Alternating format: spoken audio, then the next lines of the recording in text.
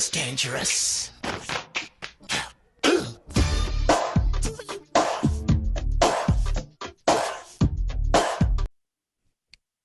Island of Arran by Celtic Laddie. Whiting Bay Youth Hostel sat close to the shore, overlooking the Firth of Clyde, while a little to the north could be seen the Holy Isle, which lies off Lam Jash. Some heavy drops of rain were beginning to fall as we wheeled our bicycles up the hostel's pathway. We had just made it in time. The stove was roaring well when we entered.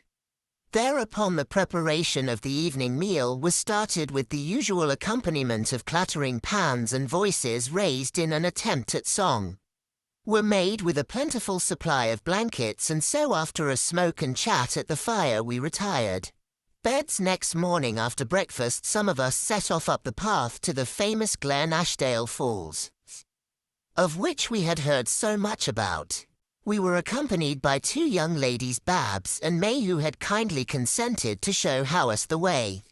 The path led uphill and was very muddy after the night's rain. It brought us to a point above the falls where the stream makes its first and awful plunge. Striking a ledge, the water again leaps into space to the bottom of the glen, far below.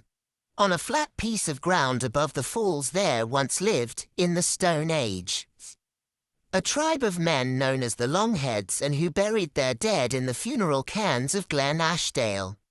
At the foot of the falls we made a perilous crossing of the Arran by means of a rotten log which bridged it. To have fallen would have been fatal, as there were jagged rocks in the bed of the burn, 20 feet below. Reason for crossing was to get a photograph of the falls from a point where a full view of them could be obtained. We returned to the hostel along the lower path which lay beside the burn.